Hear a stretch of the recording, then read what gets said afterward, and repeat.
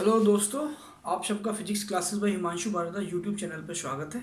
जैसे कि light chapter की पहली दो वीडियोस आ चुकी हैं। उन दो वीडियोस में हमने लाइट में जो है रिफ्लेक्शन को पढ़ लिया है और मिरर जो पोर्शन है वो हमने स्टार्ट कर दिया था। तो मिरर में हमने कल जो पढ़ा था वो थोड़ा सा पढ़ लिया था। जो मिरर होते हैं बेसिकली वो टू टाइप्स के हैं। एक प्लेन मिरर होता है, ठीक है, और दूसरा होता है स्फेरिकल। स्फेरिकल मिरर को आप कर्व मिरर भी कह सकते हो, कर्व मिरर, राइट। तो स्फेरिकल मिरर्स फर्दर दो टाइप्स के होते हैं। एक होता है कॉन्वेक्स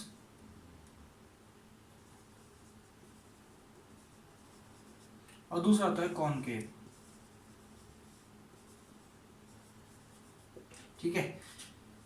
जो प्लेन मिरर की हमने बात की थी, जो प्लेन मिरर होता है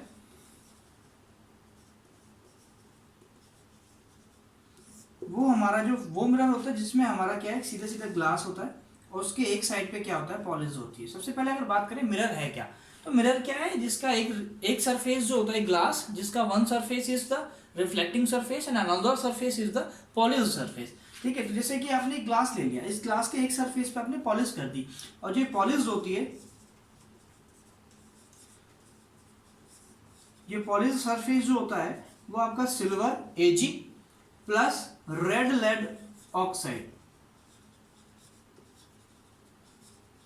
रेड लेड ऑक्साइड का बना हुआ होता है।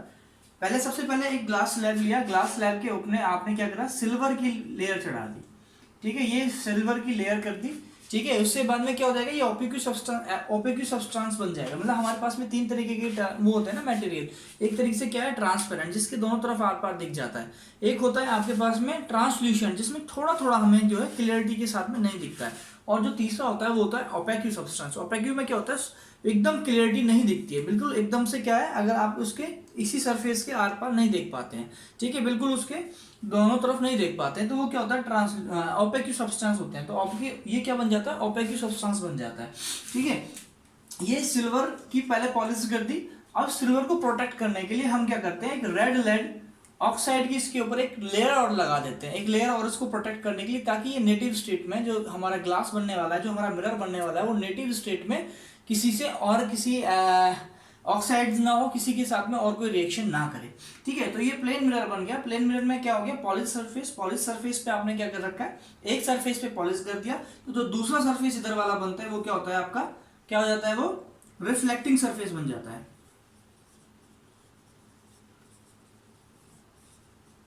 ये रिफ्लेक्टिंग सरफेस कहलाएगा। और ये पॉलिश सरफेस, पॉलिश पे किसकी है, सिल्वर की और रेड लेड ऑक्साइड की पॉलिश होती है। तो ये हो गया आपका प्लेन मिरर, ठीक है। ये क्या है, प्लेन मिरर है। जबकि अगर हम बात करें कर्व मिरर की, तो कर्व मिरर कौन सा है, जो हमारे कॉन्वेक्स या कॉनकेव मिरर की बात करें, तो जो कॉन्वेक्स होता है या कॉनकेव होता है, वो किसी ना किसी एक होलो ग्लास स्लैब से, जो कि एक पेपर पे दिखाओगे तो सर्कल की तरह दिखेगा, होलो ग्लास स्लैब से हम क्या करते हैं, इसको कट करते हैं। तो यहां से हम इसको ऐसे करके कट कर देंगे और जो ये हमारे पास में पोर्शन बचेगा, ये जो पोर्शन आपको दिख रहा है, ये क्या हो जाएगा, ये आपका एक ग्लास कर्व पोर्शन मिल गया। अब इतने पोर्शन पे आप क्या करते हो, पॉलिश कर देते हो। क्या करते हो, पॉलिश कर देते हो। कैसे पॉलिश, इसके अगर आपने आउटर सरफेस पे पॉलिश करी, अगर आपने इसके आउटर सरफेस पे पॉलिश कर दी, तो यही मिरर आपका क्या बन जाता है, यहां से लेके यहां तक का मिरर, ये मिरर बन जाएगा आपके पास में कॉनकेव, ठीक है। और इसी ग्लास स्लैब के अगर आपने इसको ऐसे करके इसको ले लिया और इसके इनसाइड में सरफेस पे पॉलिश कर दी, इनसाइड सरफेस पे, तो यही मिरर कैसा बन जाता है आपका, कॉन्वेक्स, ठीक है। तो मिरर कैसे अब बन रहा है हमारे पास में कर्व मिरर, कि हमारे पास में एक होलो स्फेयर होता है, होलो ग्लास स्लैब हो गया, उसको हमने क्या करते हैं, कोई उसका सरफेस, कोई हम विड्थ उसकी इफेक्टिव विड्थ ले लेते हैं, और उसी इफेक्टिव विड्थ जो हम लेते हैं यहाँ से लेके यहाँ तक का, जिसको हम काट करके ये वाला पोर्शन जो हमें मिल जाता है, ये पोर्शन हमारा क्या कहलाता है, ठीक है, क्या कहलाएगा, ये जो पोर्शन यहाँ से आपने यहाँ पे कट कर दिया, ये जो पोर्शन आपके पास में मिलेगा, इस टाइप का क्या होगा, कॉनकेव और कॉन्वेक्स मिरर। तो ठीक है, रिफ्लेक्टिंग सरफेस जो होगा इसके अंदर, वो क्या होगा, इनसाइड है। अगर रिफ्लेक्टिंग सरफेस अंदर की तरफ है, जैसे कि अगर आपने ये एक ग्लास स्लैब को, मतलब पूरा होलो स्फेयर होता, होलो ग्लास था, उसमें से आपने ये पोर्शन काट के आपको ये वाला पोर्शन मिल गया। लेट अस सपोज जैसे यहाँ पे देखिए, तो ये जो सरफेस आपको मिल रहा है ये कर्व पोर्शन हो गया। इसके अगर आपने बाहर पॉलिश कर दी, यहाँ पे पॉलिश कर दी, और अंदर वाला सरफेस जो है वो रिफ्लेक्टिंग सरफेस है, तो ये क्या बनेगा, कॉनकेव बनेगा। अब इसी मिरर को आपने ऐसे रखा, इसके इनसाइड में पॉलिश कर दी और आउटसाइड क्या है, रिफ्लेक्टिंग सरफेस है, तो ये क्या बन गया, कॉन्वेक्स मिरर बन गया। ठीक है, तो कॉन्वेक्स और कॉनकेव मिरर कैसे बन रहे हैं, दोनों तरफ पॉलिश करके, एक तरफ हम पॉलिश करते हैं, एक हमारा क्या होता है, रिफ्लेक्टिंग सरफेस होता है। ठीक है, तो ये क्या हो गया आपके पास में मिरर का, थोड़ा सा आपको ये पता पड़ गया कि कौन सा मिरर कैसे करके हमें जनरेट करना है, कर रहे हैं। उसके बाद में हम बात करते हैं प्लेन मिरर की। प्लेन मिरर को थोड़ा सा डिटेल में पढ़ लेते हैं। ठीक है, प्लेन मिरर होता क्या है, तो प्लेन मिरर हमें समझ में आ गया।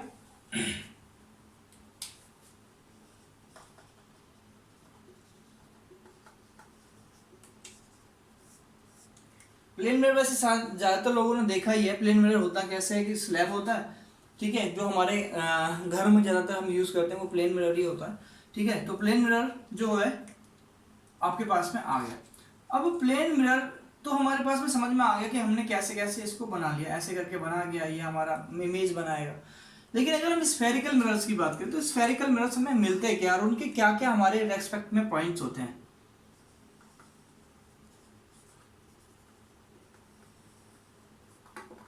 ठीक है, स्फेरिकल मिरर्स जैसे कि आपको कभी मिला था कॉनकेव, तो एक आपने कैसे लिया, एक ग्लास ले लिया। ठीक है, होलो ग्लास है, अगर इसको पेपर पर रखोगे तो आपको सर्कल की तरह दिखाई देगा। ठीक है, ये आपका क्या है, इसका कोई सेंटर होगा जिस रेडियस के साथ में सर्कल आप बना रहे होगे। इसमें से आपने कोई इफेक्टिव वृत्त का यहाँ से लेके एक पोर्शन कट कर दिया। ये क्या है जी, आपने कोई पोर्शन यहाँ से थोड़ा सा कट कर दिया।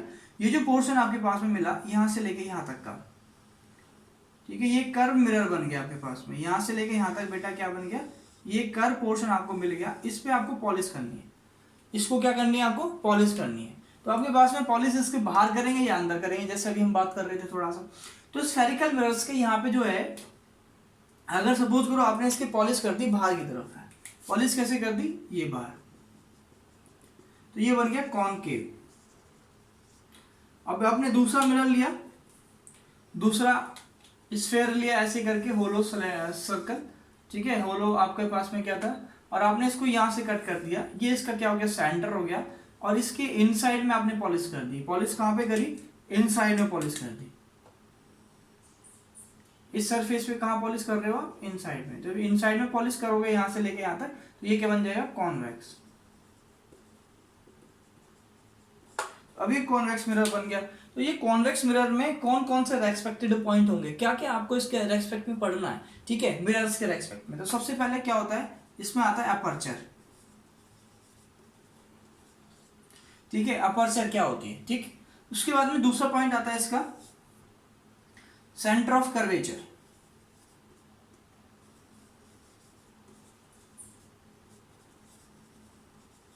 Centre of curvature, radius of curvature,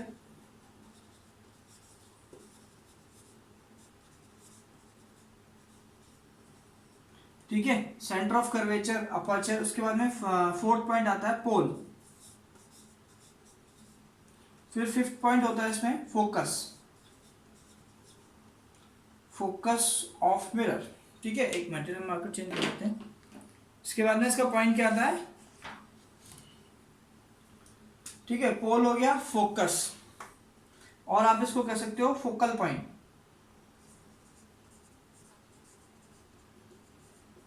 ठीक, फोकल पॉइंट। तो उसके बाद में आता है फोकल लेंथ 6 नंबर पे।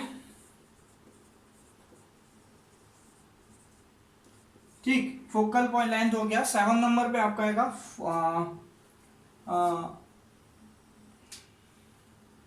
Focal plane.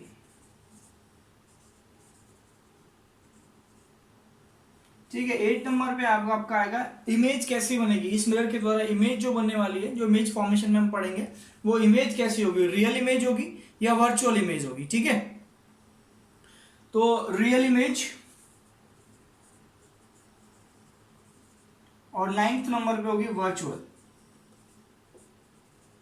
वर्चुअल या फिर आप इमेजिनरी भी कह सकते हो। ठीक है, ठीक है, ये 9 पॉइंट्स आपको यहाँ पे ध्यान में रखने हैं।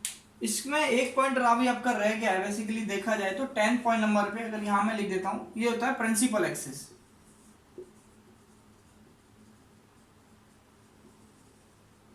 ठीक है, प्रिंसिपल एक्सिस, प्रिंसिपल एक्सिस क्या होती है, ठीक है। तो इन सब के बारे में हम बात करते हैं, एक एक करके डिफाइन कर लेते हैं। ठीक है, एक मिरर ले लेते हैं, दोनों मिरर्स को लेते हैं, हम बात करेंगे। जैसे कि आपने सबसे पहले कॉनकेव भी बना लिया, कॉन्वेक्स भी बना लिया। ये आपके पास में क्या है बच्चों, कॉनकेव मिरर है, ठीक है, क्योंकि इसका रिफ्लेक्टिंग सरफेस क्या है, इनसाइड है। अंदर वाला सरफेस क्या है, ये वाला जो सरफेस हो गया इनसाइड हो गया, तो बाहर आपने पॉलिश कर रखी है। और एक आपने ले लिया रिफ्लेक्टिंग सरफेस आउटसाइड, ठीक है, ऐसे करके ये दो मिरर ले लिया आपने। तो सबसे पहले हम बात करते हैं अपर्चर क्या होता है। सबसे पहले बात करते हैं अपर्चर। अपर्चर क्या होता है बेटा, अपर्चर एक इफेक्टिव लेंथ होती है। इफेक्टिव लेंथ ये कह लीजिए effective width of the mirror, यहां से लेके यहां तक की जो लेंथ होगी, ये वाली जो ये लेंथ होगी जो मिरर की, अगर देखा जाए तो ये क्या है, ऐसे करके है, ठीक है, यही तो पोर्शन है। तो इसको अगर आप ऐसे करके कवर करेंगे, ये क्या बनेगी, ये वाली जो डायमीटर होगा, तो ये वाला डायमीटर है यहां से लेके यहां तक, ये क्या कहलाता है, अपर्चर कहलाता है। कौन सा, ये वाला जो ये पोर्शन है वो क्या कहलाएगा आपका, अपर्चर कहलाता है। ठीक है, तो आप इसको क्या कह सकते हो, effective width of the spherical mirror, effective width जो होती है।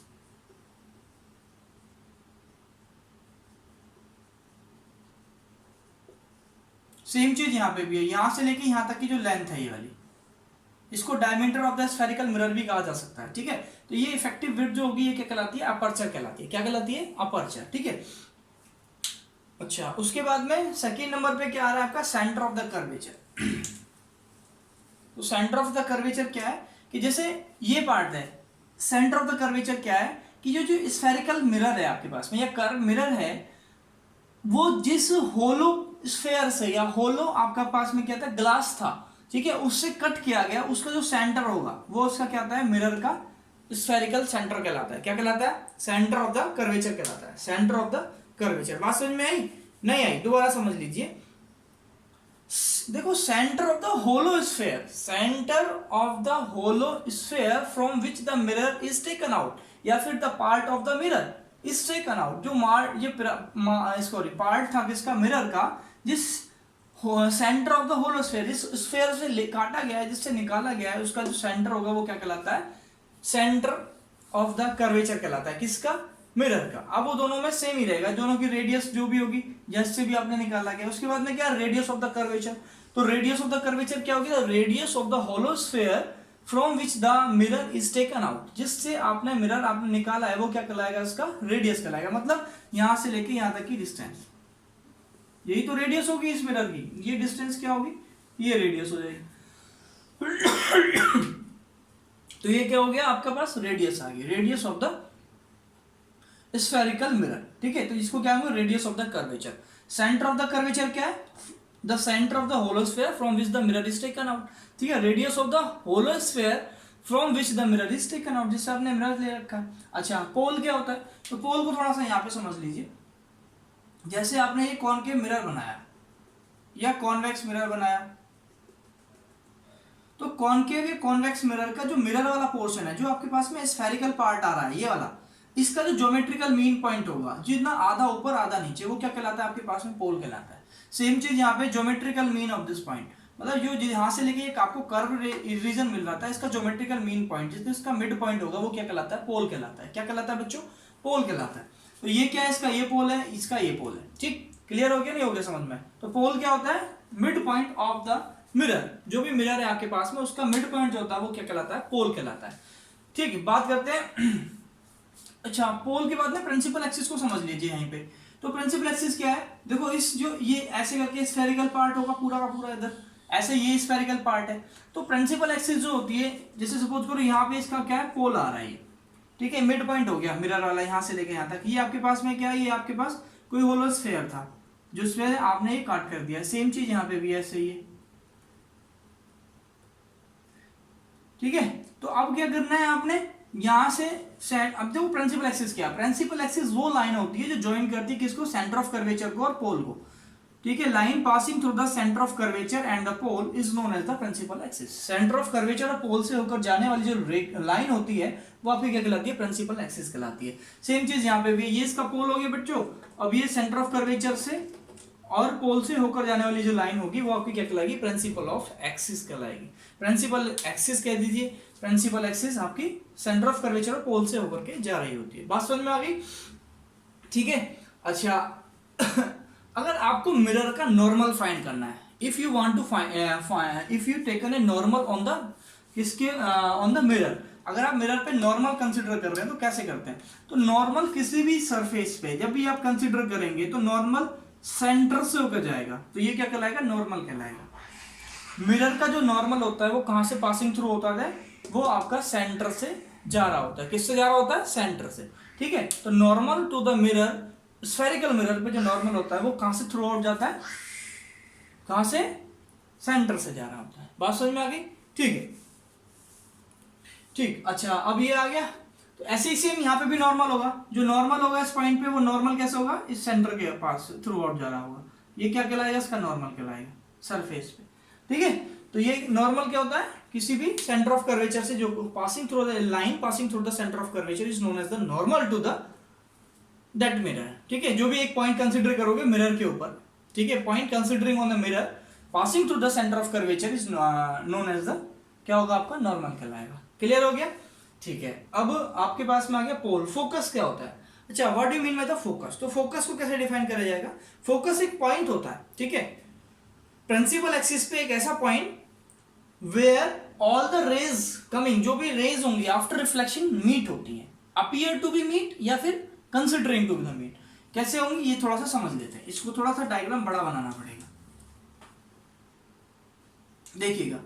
जैसे आपने ये कॉनकेव मिरर से समझ लेते हैं, कॉन्वेक्स को भी बता दूंगा अभी। तो ये क्या हो गया बच्चों, इसका पोल हो गया, इसका ये सेंटर ऑफ कर्वेचर जिससे आपने ये रेडियस के खींचा हुआ।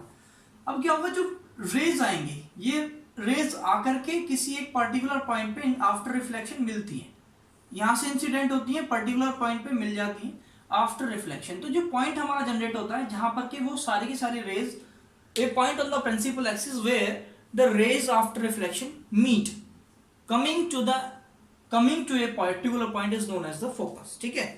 rays coming from infinity after reflection either meet or appears to meet, या तो हमें मीट होती हैं या फिर appears to be meet, मतलब हमें ऐसे प्रतीत होता है, ऐसा लगता है कि यहाँ पे इस पॉइंट पे आ रही होती हैं, तो वो क्या कहलाता है, आपका फोकस कहलाता है। तो ये कॉनकेव के लिए रियल फोकस होता है,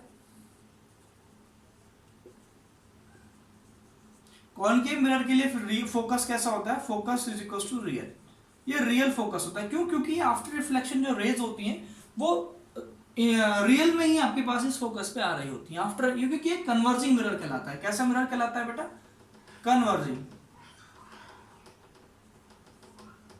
कन्वर्जिंग मिरर है ये एक पॉइंट पे कन्वर्ज करता है लाइट को, ठीक है, आफ्टर रिफ्लेक्शन। और जो कॉन्वेक्स मिरर है, कॉन्वेक्स मिरर हम डायग्राम बना लेते हैं। ये कॉन्वेक्स मिरर हो गया, इसका centre of curvature right hand side में पड़ेगा और इसका पोल ये वाला पॉइंट हो गया। तो इस पे आपका क्या करेंगे, रेज को इंसिडेंट कराएंगे लेफ्ट हैंड साइड से ऑलवेज। तो ये क्या करता है, डाइवर्ट कर देता है लाइट को, फैला देता है। सेम चीज यहाँ से भी आ रही होगी, प्रिंसिपल एक्सिस के पैरेलल लाइट आती है, वो कहाँ से चली जाती है, डाइवर्ट हो जाती है। तो ये क्या होता है, एक पर्टिकुलर पॉइंट पे इसको पीछे हटाया जाता है, और जो पीछे हटाते हो इन लाइट को, तो पीछे हटाने पे एक पर्टिकुलर पॉइंट पे मिलती है जो उसका क्या कहलाता है, फोकस। तो मैंने बोला अपीयर्स टू बी फोकस, मतलब अपीयर्स टू बी एक पॉइंट, या फिर आपकी क्या होती है, कमिंग टू ए पॉइंट। एक पॉइंट पे या तो आ रही होती है या अपीयर्स कर होती है कि एक पॉइंट से आ रही होती है, ठीक है। तो ये इन्फिनिटी से कोई लाइन आ रही थी जो एक पर्टिकुलर पॉइंट पे आफ्टर रिफ्लेक्शन हमें मिलती है, तो वो क्या कहलाता है, फोकस कहलाता है। तो ये जो फोकस हुआ यहाँ पे, ये कैसे हुआ, वर्चुअल हो गया। वर्चुअल फोकस होता है किसके लिए, कॉन्वेक्स के,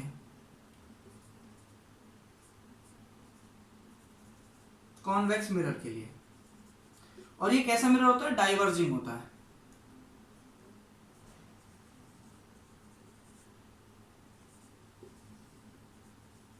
ये क्या करता है, लाइट को डाइवर्ज कर देता है, लाइट को फैला देता है, ठीक है। तो आपको दोनों चीज समझ में आ गई फोकस समझ में आ गया।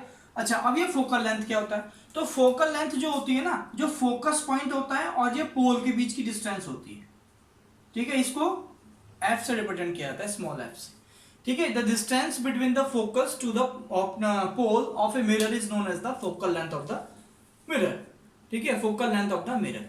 अच्छा अब ये फोकल लेंथ कितनी होती है मिरर के केस में, तो मिरर के केस में जो फोकल लेंथ होती है, ऑलवेज लर्न रखना, आपको बस इतना ही याद रखना है कि R इज इक्वल्स टू जो होता है, sorry F is equals to जो फोकल लेंथ होती है,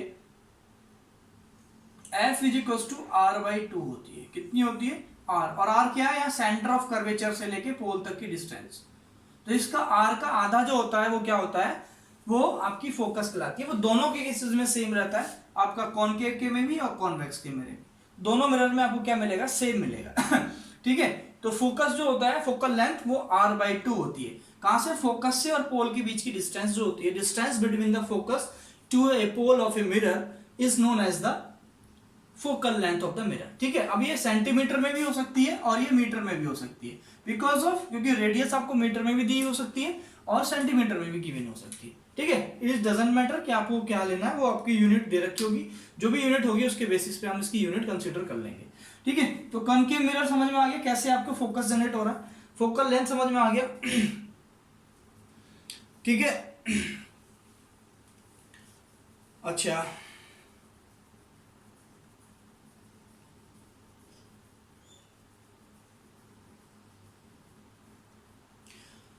नेक्स्ट पॉइंट क्या है? नेक्स्ट पॉइंट है फोकल प्लेन। फोकल प्लेन क्या होता है? फोकल प्लेन की बात करी जाए तो फोकल क्या है, जैसे कि हम इस डायग्राम को दोबारा से बना लेते हैं। यहाँ पे फोकल प्लेन क्या है? जैसे आपने कोई कॉनकेव या कॉन्वेक्स मिरर कंसीडर किया, ये आपने कॉनकेव मिरर ले लिया। कॉनकेव मिरर में आपने ये पोल हो गया आपके पास में, ये इसका सेंटर ऑफ फोकस मान लेते हैं, और इसका डबल क्या हो गया? सेंटर ऑफ कर्वेचर हो गया। ठीक है, सेंटर ऑफ कर्वेचर डबल हो गया क्योंकि रेडियस का आधा होता है, दोनों डिस्टेंस बराबर मिलती है आपको। तो फोकल प्लेन क्या होता है? जो फोकल फोकस पॉइंट होता है उससे नॉर्मली जो जाने वाला प्लेन होता है वो फोकल प्लेन कहलाता है। ये जो लाइन होगी ये क्या कहलाएगी आपके पास में? फोकल प्लेन कहलाएगी। क्या कहलाएगी ये? ठीक है, फोकल प्लेन कहलाएगी। This is known as focal plane. ठीक है, उसके बाद में क्या? Real image. तो रियल इमेज कौन सी इमेज होती है? रियल इमेज वो इमेज होती है जब आपके पास में क्या होता है? आफ्टर रिफ्लेक्शन जो पैरेलल बीम या पैरेलल रेज आ रही होती हैं, इन्फिनिटी से जो भी आ रही होती है, वो एक पर्टिकुलर पॉइंट पे कट करे। Two rays cut each other after reflection, वो जो इमेज बनेगी वो आपकी कैसी होती है? रियल इमेज बनती है। कैसी इमेज बनती है? रियल इमेज बनती है। रियल इमेज का मतलब क्या है? व्हेन द टू रेज, जैसे कि इस केस में होता है, किसके केस में? कॉनकेव के में। हमने बताया ना कॉनवेव क्या है? कन्वर्जिंग लेंस है, और इसमें फोकस क्या होता है? रियल फोकस बनता है आपके पास में। कैसे बना था? वो ये आफ्टर रिफ्लेक्शन कहाँ पे? एक पॉइंट पे आई। सेम चीज यहाँ से आफ्टर रिफ्लेक्शन कैसे गई? एक पॉइंट पे पहुंची। तो ये क्या बना? आपका रियल फोकस बना। मतलब क्या है? दोनों रेस ने एक दूसरे को कट किया। ठीक है, और कॉनकेव कॉन्वेक्स में क्या होता है? कॉन्वेक्स में आपने रेस एक दूसरे को कट नहीं कर रही है। प्रिंसिपल एक्सिस, फोकस, और इसका डबल हो गया सेंटर ऑफ कर्वेचर। यहां से रे इन्फिनिटी से आई और ये पासिंग थ्रू कैसे चलेगी? डाइवर्ज कर देगा। तो इस रे को आपने पीछे हटाया जो फोकस पे जा रही है। सेम चीज यहां से आई, ये इन्फिनिटी से ये फोकस पे पहुंच गई, सॉरी इधर से नहीं, इधर, ये आफ्टर रिफ्लेक्शन यहाँ पे। तो इसको जो पीछे हटाएंगे तो ये कहाँ गई? फोकस पे गई। तो जो रेज होती हैं जो आपको इमेजिनरी मिलती हैं, मतलब ये देखो रेज रियल में कैसे चली गई? ऐसे चली गई एक दूसरे को, तो कहीं जाके काटेंगे? नहीं काटेंगे। जब इनको पीछे हटाया गया, इनको पीछे लेके जाया गया यहाँ से, तो ये क्या मिला आपको? एक फोकस पे जाकर के इमेजिनरी। तो इमेजिनरी या फिर आप वर्चुअल फोकस उसको कहते हैं, वर्चुअल इमेज वो कहते हैं, जहां पर रेज एक दूसरे को कट नहीं करती हैं। We are appearing to the rays at a particular point that they are coming from this point या अपियरिंग अप्रोचिंग दिस पॉइंट। ठीक है, वो क्या कहलाएगा? आपका वर्चुअल इमेज कहलाएगी। और जो रियल इमेज होती है जहां पे आपको coming from that point, coming at A point, जहां पे आपको आती हुई लगती है, वो क्या कहलाती है? आपकी रियल इमेज कहलाती है। दोनों में समझ में आ गया क्या डिफरेंस है? ठीक है, तो ये आपके कुछ पॉइंट्स हो गए स्फेरिकल मिरर से जो आपको जानने बहुत जरूरी थे कि यहाँ पे क्या हमारी फोकल लेंथ होगी, क्या फोकस पॉइंट होगा। ठीक है, बाकी ये sign convention of the mirror में भी कंफ्यूज किए आएंगे, वहां पे भी समझा जाता है। बहुत कंफ्यूजिंग होते हैं, लेकिन वहां पे बहुत ही सिंपल तरीके से हम इसको पढ़ेंगे, बहुत ही सिंपल तरीके से। आपको समझ में आ गया? जो कोई भी हमें अगर मेजरमेंट लेनी है, कोई भी डिस्टेंस मेजर करनी होती है, हम पोल के रेस्पेक्ट में करते हैं। अब एक चीज याद रखिएगा, जब भी अब हम, क्योंकि इसमें इमेज फॉर्मेशन पढ़ेंगे स्फेरिकल मिरर्स के द्वारा, प्लेन मिरर के द्वारा कैसे इमेज बनती है, तो कोई भी ऑब्जेक्ट अगर हम कंसिडर कर रहे हैं तो ऑब्जेक्ट जो होता है वो ऑलवेज मिरर के लेफ्ट हैंड साइड में रखा जाता है। जैसे आपने यही मिरर लिया, अगर आपको कोई ऑब्जेक्ट कंसिडर करना है तो आप उसको ऑलवेज कहां पे कंसिडर करोगे? उसके लेफ्ट हैंड साइड में। ठीक है, लेफ्ट हैंड साइड में मतलब जैसे ये आपका क्या है? कॉनकेव मिरर हो गया, इस कॉनकेव मिरर के ये पोल हो गया, ये इसका फोकस हो गया, ये इसका सेंटर ऑफ कर्वेचर। तो इसके लेफ्ट हैंड साइड में आप कहीं भी कंसिडर करेंगे ऑब्जेक्ट को, कोई भी ऑब्जेक्ट हो सकता है, उसको लेफ्ट हैंड साइड में कंसिडर करेंगे, ठीक है, उसको कभी भी राइट हैंड साइड में नहीं लेके जाएंगे। जब भी इसी तरीके से हमने, देखो ये क्या है, कॉनकेव है। अब कॉनकेव मिरर को आप ऐसे करके यू भी तो बना सकते हो ना, कॉन्वेक्स मिरर को। आपको तो पॉलिश करनी है, रिफ्लेक्टिंग सरफेस यही वाला लेना है, आउटर सरफेस, तो आपने ये वाली पॉलिश कर दी। अब यहाँ से पॉलिश कर दी, लेफ्ट हैंड साइड में आपने ऑब्जेक्ट को रखा, तो ये क्या है, पॉलिश सरफेस है। जब ये पॉलिश सरफेस हो गया, रे से इंसिडेंट होगी, तो ये क्या कर लेगा, ऑब्जेक्ट रिफ्लेक्ट करेगा क्या, नहीं, पॉलिश सरफेस रिफ्लेक्ट कैसे कर देगा रे को, रिफ्लेक्टिंग सरफेस ही तो रिफ्लेक्ट करेगा, तो ये यहाँ से रिफ्लेक्ट नहीं कर पाएगा। दैट्स वाई आपने क्या करा, इसकी पोजिशन को चेंज कर दिया। आपने क्या कर दिया, ऐसे करके कर दिया। अब ये क्या हो गया, कॉन्वेक्स हो गया। पहले भी था कॉन्वेक्स ही, लेकिन पोजीशन उसको चेंज करनी पड़ी, क्योंकि ऑब्जेक्ट को we are going to consider in the left hand side. Always जब भी पुट करोगे किसको, ऑब्जेक्ट को, किसके, मिरर के, वो ऑलवेज किस में, लेफ्ट हैंड साइड में प्लेस करोगे। अब ये क्या करेगा, ये इसका रिफ्लेक्टिंग सरफेस है, तो ये क्या कर देगा, इसको रिफ्लेक्ट कर देगा। बात समझ में आ रही है? तो क्या कहने का तात्पर्य क्या हुआ कि ऑलवेज को जब भी आप रखेंगे ऑब्जेक्ट को, ऑलवेज कहां रखेंगे, लेफ्ट हैंड साइड में रखेंगे। Object should be placed in the left hand side of the mirror always. और लेंस में भी लेफ्ट हैंड साइड में रखा जाएगा। तो दोनों चीजें समझ में आ गई, क्लियर है? ठीक है।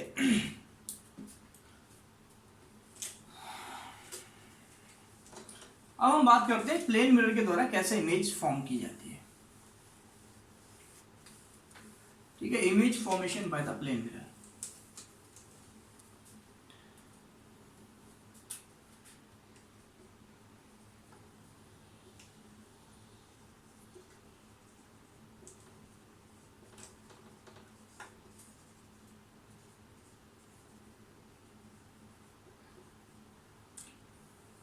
Image formation by the plane mirror. Plane mirror के द्वारा आप कैसे इमेज को फाइंड करेंगे, ठीक है। तो क्या मेथड है, किस तरीके से आप प्लेन मिरर के द्वारा इमेज को फॉर्म किया जाता है। तो प्लेन मिरर अभी हमने पढ़ ही दिया था, हमें ऑब्जेक्टिव बनाना है। तो प्लेन मिरर क्या है, ये हमारे पास में कोई प्लेन मिरर है। थोड़ा सा समझ लीजिए बच्चों, इमेज कैसे बनेगी प्लेन मिरर के द्वारा। ये आपका प्लेन मिरर है, इसके सामने आपने कोई ऑब्जेक्ट रख दिया यहाँ पे, एक कैंडल मान लीजिए आप, या कुछ भी आप, जो भी आपको ऑब्जेक्ट लेना है वो ऑब्जेक्ट ले सकते हैं आप, ठीक है। यहाँ से आपके पास में क्या है बेटा, ये आपकी कोई कैंडल है, ठीक है। ये प्लेन मिरर के इन फ्रंट में आपने रख दिया, ठीक। अब ये कैंडल आपको इमेज बनेगी इस प्लेन मिरर के अंदर, बहुत सिंपल सी बात है। तो इमेज कैसे बनेगी इस प्लेन मिरर के अंदर, ये हमें देखना है। और कैसी इमेज होगी, वो किस टाइप की होगी, क्या उस इमेज का नेचर होगा, क्या उसकी हाइट होगी, क्या उसका ऑब्जेक्ट होगा, मतलब मैग्निफिकेशन होगा उसके द्वारा, ये हमें इसके द्वारा पढ़नी है। तो हमने क्या करा, यहाँ से एक रे को इंसिडेंट कराया, ये रे यहाँ से इंसिडेंट हुई, ये सरफेस के नॉर्मली इंसिडेंट हो रही है। प्लेन मिरर के क्या है, नॉर्मली इंसिडेंट हो रही है। तो हमने कल की क्लास में पढ़ लिया था कि जब किसी भी सरफेस पे कोई रे नॉर्मली इंसिडेंट होती है ऐसे, तो वो प्रोपोगेट भी उसी डायरेक्शन में हो जाती है। इंसिडेंट हुई नॉर्मली, आफ्टर रिफ्लेक्शन प्रोपोगेट हो जाएगी किस डायरेक्शन में, in the same direction of propagation, opposite direction में, बिल्कुल उसी डायरेक्शन में पीछे की तरफ चली जाएगी। तो ये रे क्या हो गई, ये यहाँ से इंसिडेंट हुई थी, ये रे आपकी ऐसे ही पीछे की तरफ चली जाएगी, चली गई, ठीक है, ये पीछे की तरफ आ गई। अब आपने क्या करा, इसके यहां से जो इसका बॉटम पार्ट, यहां से एक रे को इंसिडेंट कराया,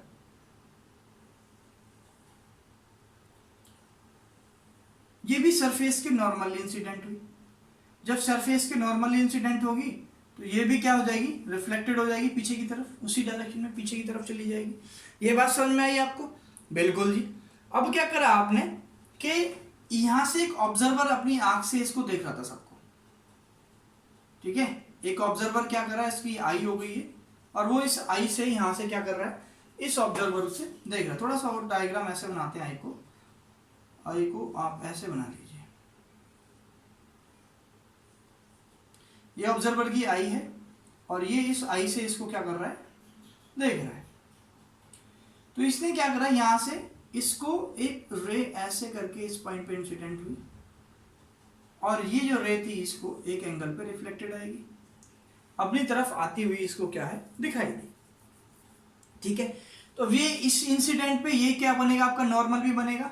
तो ये क्या हो गया, इंसिडेंट एंगल, और ये क्या हो गया, रिफ्लेक्टेड एंगल, ये बात समझ में आई नहीं आई आपको? क्यों? क्योंकि सरफेस के नॉर्मली क्या है इसका, अगर इस इंसिडेंट पॉइंट पे, पॉइंट ऑफ इंसिडेंट पे देखा जाए तो ये क्या है, नॉर्मल भी है, नॉर्मल है नहीं है? तो ये बात समझ में आ गई, क्लियर? अब क्या करा आपने, एक रे और निकाली, एक रे और इंसिडेंट कराई। कहां से इंसिडेंट कराएंगे, थोड़ा सा और नीचे से करा देते हैं, इसके एक बॉटम से भी तो आएगी इंसिडेंट रे, पैरेलल बीम जो आ रही होगी, तो इस रे के पैरेलली एक रे आपकी यहां से भी आई और ये रिफ्लेक्ट होकर के इस बीम के पैरेलल ही जाएगी। तो थोड़ा सा इसको रे को थोड़ी सी नीचे लेनी पड़ेगी, यहाँ सॉरी,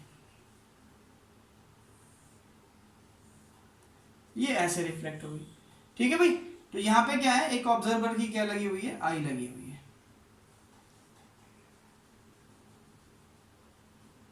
जो इस चीज को यहाँ पे क्या कर रहा था, देख रहा था, ऑब्जर्व कर रहा है। बात समझ में आ गई, क्लियर है बिल्कुल?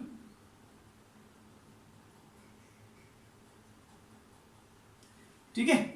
अब क्या हो गया, जो ये रेस थी इनको पीछे हटा दीजिए आप, बिल्कुल सेम चीज में।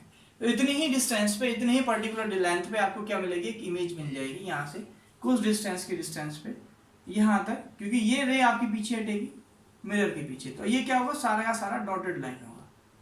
जब आप इसको पीछे हटाएंगे तो आपको ये कैसी दिखेगी, एक वर्चुअल इमेज दिखेगी। क्यों दिखेगी वो बता देता हूँ अभी, ठीक है। ये रे जो यहां से इंसिडेंट हो रही थी, ये पर्टिकुलर इस पॉइंट पे पहुंचेगी। ये रे जो आपको यहां से आ रही थी यहां, और जो ये रे थी वो आपको इस पॉइंट पे जाएगी, ठीक है। और यहाँ पे क्या मिल जाएगा, इसी हाइट का सेम आपको क्या मिलेगा, यही ऑब्जेक्ट मिल जाएगा सेम हाइट का।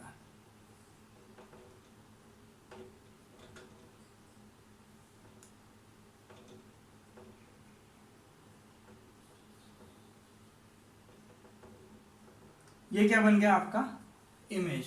ये ऑब्जेक्ट था और ये क्या बन गई इधर की तरफ, इमेज। तो ये देखिए सारी की सारी रेज जो है इंसिडेंट होने के बाद में, रिफ्लेक्शन के बाद में, कहीं पे एक दूसरे को कट नहीं कर रही। लेकिन जैसे ही आपने इन सबको पीछे की तरफ हटाया, तो पीछे की तरफ हटाने के बाद में ये इंसिडेंट होती है, यहाँ से इससे इंसिडेंट आती होगी, ये इसको रिफ्लेक्शन देगा, ठीक है। ये इसकी इंसिडेंट लाइट है जो यहाँ से आ रही है, और ये क्या होगा, यहाँ से इंसिडेंट होगी, आफ्टर रिफ्लेक्शन इसी डायरेक्शन में चली जाएगी। और एक रे इसकी जो होगी वो ये वाली भी है, पीछे की तरफ हटाएंगे जब आपको, तो ये जो रे है यहाँ से आती हुई इसको दिखाई देगी इस डायरेक्शन में, ठीक है। और ये जो रे होगी यहाँ पे आपकी क्या है, जो आई है वो आपको यहाँ पे दिखाई देगी, ठीक है। तो इधर की तरफ से ये क्या हो रही थी, ये सारी की सारी रेज आती हुई आपको दिखाई देती है। आप चाहे तो इनको नहीं भी दिखाएं तो भी कोई प्रॉब्लम नहीं है, ये वाली रेज को दिखा देंगे कोई प्रॉब्लम नहीं है, ठीक है। तो ये क्या बन गई आपके पास में, इमेज बन गई। ये सेम हाइट की इमेज बनती है जितने की ऑब्जेक्ट आपकी होती है। जो अगर आप इसकी h हाइट मानते हैं यहाँ से ऑब्जेक्ट की, तो इमेज की भी हाइट क्या होती है, h ही होती है, सेम हाइट की, ठीक है। और जितनी डिस्टेंस इसकी मिरर की यहां से यहां तक होती है, ये u कहलाती है। u is the distance of object from the mirror and v is the distance of the image from the mirror. तो u इज इक्वल टू क्या होता है बेटा, यहाँ पे v हो जाता है। u इज इक्वल टू क्या होता है, v। द सेम डिस्टेंस, जितनी डिस्टेंस आपकी ऑब्जेक्ट की होती है मिरर से, उतनी ही डिस्टेंस आपकी क्या होती है, मिरर से इमेज की होती है, ठीक है। अब ये इमेज जो होती है वो वर्चुअल इमेज होती है,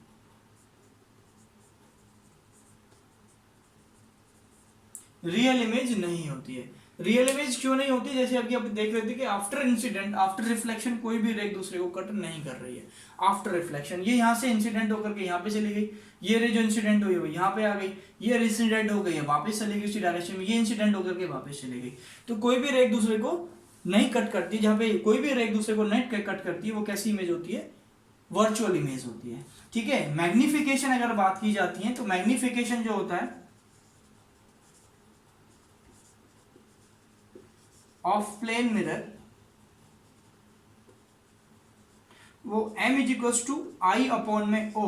आई मतलब इमेज की हाइट और o मतलब ऑब्जेक्ट की हाइट, दोनों की हाइट क्या होती है, बराबर आती है। तो h से h cancel out is equal to 1। आपसे क्वेश्चन पूछा जाता है magnification of a plane mirror is what, तो मैग्निफिकेशन प्लेन मिरर में 1 होता है। क्यों, क्योंकि इमेज डिस्टेंस ऑब्जेक्ट डिस्टेंस जो होती है वो भी बराबर होती है और image height is equal to object height. और दोनों में एक चीज याद रखिएगा, जब आप अपनी इमेज को किसी मिरर के अंदर देखते हैं, प्लेन मिरर के अंदर, तो आपको जो उसका राइट हैंड होता है, आपके राइट हैंड में उसका लेफ्ट हैंड दिखाई देता है, जिसकी वजह से आपका जो इन्वर्जन हो जाता है वो 180 डिग्री इन्वर्जन होता है। 180 डिग्री इन्वर्जन इन प्लेन मिरर। प्लेन मिरर के अंदर जो इन्वर्जन होता है वो कितना डिग्री का होता है? 180 डिग्री का आपको इन्वर्जन मिलता है। इमेज जो होती है वो 180 डिग्री रोटेटेड होती है। ये जो इमेज होगी वो ऐसे करके आपको मिलेगी, ये जो इमेज होगी वो आपको ऐसे करके मिलेगी, जो इस इधर की तरफ होगा वो आपका पोर्शन उधर तरफ मिलेगा। बात समझ में आ रही है नहीं आ रही?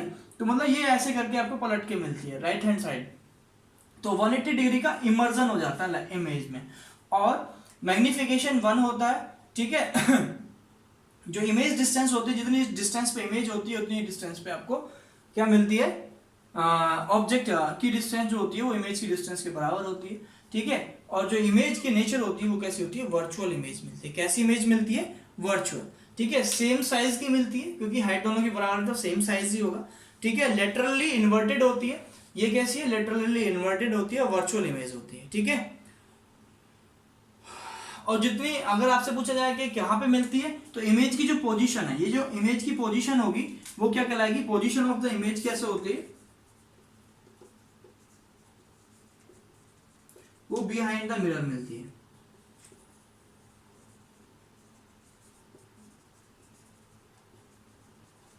बिहाइंड द मिरर, ठीक है। In front of the object, behind the mirror, in front, object के बिल्कुल सामने, और बिहाइंड द मिरर मिलती है। मिरर के अंदर की तरफ हमारी क्या होती है? आपकी पोजीशन ऑफ द इमेज होती है। तो ये अपन था image formation by the plane mirror. इस तरीके से आपकी क्या होती है? इमेज मिलती है किसकी? प्लेन मिरर के द्वारा, ठीक है। अब क्या करें, आप इस डायग्राम को बना लीजिएगा वीडियो को पॉज करके। अब जैसे अगर प्लेन मिरर के सामने आप अपनी पोजीशन को चेंज करते हो, आप आगे की तरफ बढ़ के आते हो, तो क्या होता है? जैसे जैसे आप प्लेन मिरर की तरफ, इस ऑब्जेक्ट को प्लेन मिरर की तरफ लेके आएंगे, ये जो इमेज होगी वो भी प्लेन मिरर की तरफ, प्लेन मिरर के अंदर की तरफ, आपकी तरफ आगे बढ़ती चली जाएगी। अगर आप इसको v स्पीड से बढ़ा करके लेते आते तो इसकी स्पीड ट्वाइस हो जाती है, 2v की डिस्टेंस में, डायरेक्शन में 2v की स्पीड से, ये ट्वाइस स्पीड से ये इमेज आपकी जो होती है वो ऑब्जेक्ट में अंदर की तरफ बढ़ती है, ऑब्जेक्ट की टुवर्ड्स में, ऑब्जेक्ट की डायरेक्शन में। अगर ऑब्जेक्ट को v वेलोसिटी के साथ में आगे बढ़ाएंगे तो ये जो इमेज होती है वो 2v वेलोसिटी के साथ में इमेज मिरर की तरफ क्या होती है? ऑब्जेक्ट की डायरेक्शन में ही, मतलब जैसे ऑब्जेक्ट इधर की तरफ आ रहा है तो इमेज इधर की तरफ क्या होती है? 2v वेलोसिटी के साथ में, ट्वाइस वेलोसिटी के साथ में आगे की तरफ बढ़ती है, ठीक है। अच्छा, और एक फॉर्मूला यहाँ पे पूछा जाता है, number of images formed by the plane mirror. अगर दो प्लेन मिरर को आप एक दूसरे के रेस्पेक्ट में रख देते हैं तो हमें number of images formed bye a mirror, कितने सारी इमेज मिरर के द्वारा जो इमेजेस मिलते हैं, नंबर ऑफ इमेजेस, तो जो नंबर ऑफ इमेजेस मिलते हैं इसका फॉर्मूला होता है 360 अपॉन में थीटा माइनस k1, ठीक है। ये क्या फॉर्मूला है? जैसे आपने दो प्लेन मिरर को एक दूसरे की, जैसे दो प्लेन मिरर ने एक दूसरे को 90 डिग्री पर रख दिया, तो जब 90 डिग्री पे ऐसे रखोगे, जब 90 डिग्री पे रखोगे इसको, ये प्लेन मिरर ऐसे, ये प्लेन मिरर ऐसे, और इनके बीच में कोई ऑब्जेक्ट रख दिया, उस ऑब्जेक्ट को जब आप प्लेस करेंगे दो प्लेन मिरर के रेस्पेक्ट में, तो उसमें कितनी नंबर ऑफ इमेजेस बनेगी? तो 360 अपॉन में थीटा माइनस के ये फॉर्मूला होता है। जैसे आपने दो प्लेन मिरर को 90 डिग्री पर रख दिया तो 360 अपॉन में 90 थीटा हो गया माइनस के 1, तो ये जो 90 4 जा और माइनस के 1 कितनी आएगी? 3। तो आपको कितनी इमेजेस मिलेंगी? 3 इमेजेस मिलेंगी उस ऑब्जेक्ट की, ठीक है। तो this is the formula for find the number of images by the two plane mirror when you are putting them at a angle of theta degree, ठीक है। किसी भी एंगल को, अगर सपोज करो 60 डिग्री पर रख दिया आपने, तो 60 डिग्री पर रखोगे तो कैसे इमेज मिलेगी? 60 डिग्री पर रखेंगे तो क्या होगा? ये हो जाएगा। आपने एक प्लेन मिरर ये ले लिया, दूसरा प्लेन मिरर ये ले लिया आपने, अब इन दोनों को 60 डिग्री पर रख दिया, नंबर ऑफ इमेजेस पूछी गई है, तो एन इज इक्वल टू कितना हो गया? 360 अपॉन में थीटा माइनस के 1। अब क्या होता है? 360 अपॉन में 60 की वैल्यू रख दी आपने माइनस के 1, ये कितना आ गया? 6 में से गया तो कितनी? 5 इमेजेस मिलेंगी। नंबर ऑफ इमेजेस कितनी होगी? 5 बाय द प्लेन मिरर, ठीक है, दोनों प्लेन मिरर के द्वारा। अच्छा, अगर दो प्लेन मिरर को एक दूसरे के पैरेलल ही रख दिया जाए, तो एक प्लेन मिरर ऐसे रख दिया और दूसरा प्लेन मिरर आपने ऐसे रख दिया, अब इन दोनों के बीच में एंगल कितना है? इनके बीच में थीटा की वैल्यू कितनी है? 0 डिग्री। जब थीटा की वैल्यू 0 डिग्री मिल गई तो आपको नंबर ऑफ इमेजेस कितनी मिलेंगी? 360 अपॉन में 0 माइनस के 1, तो कितना आ गया? इन्फिनिटी माइनस के 1, मतलब नंबर ऑफ इन्फिनिटी। ठीक है, नंबर ऑफ इन्फिनिटी आपने देखा होगा, सैलून में आप जाते हो, सैलून में दो प्लेन मिरर एक दूसरे के पैरेलल लगे थे, एक आपके सामने जिसमें आप अपना फेस देख रहे होते हो, एक आपके पीछे जिसमें आपको बैक साइड दिखती है अपने हेड की। तो बैक साइड जो होती है वो अगर आप उसको थोड़ा सा इंक्लाइन करके देखते हैं तो वो क्या होता है, नंबर ऑफ चेंज बन जाती है, चेंज। तो वहीं पर क्या, नंबर ऑफ इन्फिनिटी में आपको इमेजेस मिलती है। ठीक है, तो ये प्लेन मिरर के द्वारा नंबर ऑफ इमेजेस फाइंड करने का फॉर्मूला है। ठीक है, दो प्लेन मिरर को आप एक दूसरे के रेस्पेक्ट में किसी एंगल पे रखेंगे और वहां से आप वो फाइंड करेंगे। तो ये तो था आज का जो हमने पढ़ा, जो कन्वर्सेशन किया किसके ऊपर किया हमने जो क्या था, प्लेन मिरर के द्वारा कैसे इमेज फॉर्म की जाती है, कैसे कितने डिस्टेंस पे मिलेगी, क्या उसकी हाइट होगी, क्या उसका मैग्निफिकेशन हो गया। ठीक है इसके बाद में कल हम स्फेरिकल मिरर्स को पढ़ेंगे। बाकी अगर आपको वीडियो अच्छी लग रही है तो लाइक शेयर कमेंट करते रहें।